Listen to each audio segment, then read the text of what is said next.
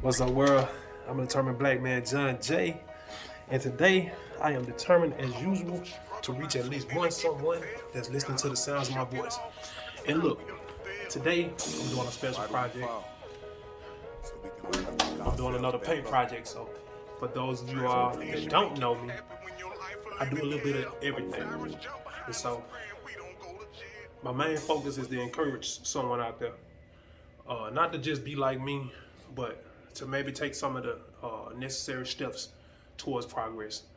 And sometimes this is what it looks like.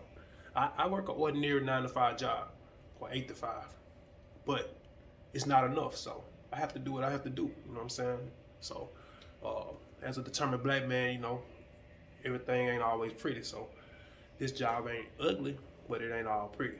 So right now I'm about to start on this paint job. I just finished masking the hall and moving all of the outlet covers. Cover all the molding, black molding at the bottom. You want to make sure you mask all that stuff off so that you see the blue tape. Mask all that stuff off. Any signs that can't be removed, just cover them with the masking tape. Any signs that can't be removed, just cover the edges with the masking tape. Anything that's flat on the wall, like that exit sign or anything up in that corner where I got to cut, that's the terminology that you use, or that they use as painters. When you do the edges and the corners and all that, that's called cutting. So that's where I started. I started by masking it, and I could have showed y'all that, but it's pretty self-explanatory. Then you just remove all of your sockets, all of your socket covers. Your socket covers and your plug covers and your light switches. Remove those switches, the covers, leave the switches intact. Put some masking tape over the switch itself. You don't want any paint to get in there, for one, and possibly cause some kind of electrical shortage. But also you don't want the paint to be on your switch or your outlets. And it just gives you a cleaner look, you know. It just looks more professional whenever you do it that way. So I get back with y'all once I get some of this thing cut out. I think I'm gonna start here at this door area. I like to work around the doors. And since this is the little jammed in door frame, I'm gonna start here. I'm gonna start here in this corner, in this little jammed area, and I'm gonna cut that up. And I'll come back and let y'all see how that looks. Till then, y'all stay humble, stay safe. Good people. I am John J. of the Tech Man. And this is another special project, paint project. And the reason why I'm showing y'all this is because I know a lot of times I come on here and I scrutinize the way that we live in as black folks. And so, just like I scrutinize, I gotta be able to come on here and actually give y'all guys some alternative measures that we can take to change our lives for the better. You don't always gotta go rob and steal and kill. Like I say, I work an ordinary 8 to 5 every day. I work. This is my off day on a Saturday, but I had to get up early this morning so I can come in here and prep this job. I got my paint already stirred. Let me show y'all this. So here's the 5-gallon bucket that I got the paint that I'm about to use from. This is just an ordinary DeWalt drill. And I just made me a little concoction out of the stir stick that was purchased with this, that came with this paint when it was purchased. I took me a Allen, big Allen wrench. It's really not an Allen, but it's shaped like one. You can use an Allen wrench. Actually, the Allen wrench works better in these drills because you won't have to worry about the spinning. It's spinning inside of that drill. You just wanted to spin on this end so that you can mix up your paint. So, I guess y'all kind of get the point. Use the drill as a mixer. It's kind of like a cake mixer for those of you all that know anything about baking and baking cakes. You gotta mix that batter up real good so that they can bake smooth. Well, it's the same way with the paint. You want that paint to be mixed up real good and smooth so that it go on the wall just the same. Alright?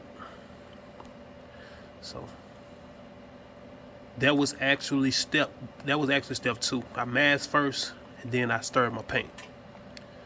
I dipped some out and put into a smaller container so that I can cut with, do my cut job.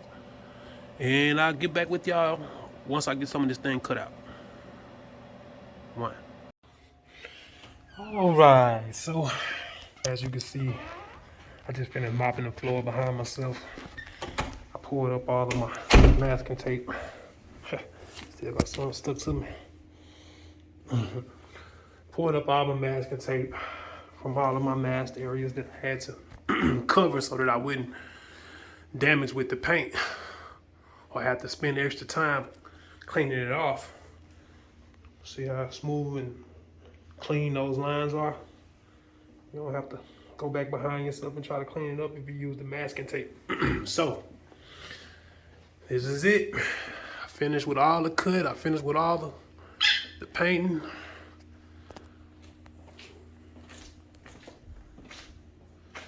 Now it's just all one smooth color. Removed all the masking tape. I see one spot I forgot to remove the masking tape from. And I'll have to get that. That'll be real simple. Remove that from the monitor up there.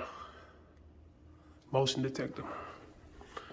And we rectified the problem. We no longer have any splotches. The wall no longer looks like a spotted leopard. It's one smooth, cool selling color. Yep. Removed all the masking tape after I painted it all and allowed it about 20 minutes to dry, to sit and dry. Allowed about 20 to 30 minutes, I'll say, depending on what type of tape, what type of paint you have, and it also depends on what type of ventilation that you may have. So I opened the doors and I allowed the ventilation, I allowed the air to circulate. So it only took about 20-25 minutes before I was able to remove my masking tape without peeling off any of the paint, because you want the paint to be pretty much locked, dry, you know what I'm saying, before you peel, because if it's in that semi stage in between and it's kind of gummy, it's gonna peel up that paint that was attached to it and could cause you a mess. So that's it. Final product. Final product. Nice, clean, smooth walls. Y'all get at me. Get at me if you need some work. But as I stated before, primarily why I am creating this video is because I do a lot of videos and I talk about things that pertaining to the Black community and a lot of the things that are detrimental to our way of life, our livelihood. And in doing so, I always speak about things that we don't need to be doing.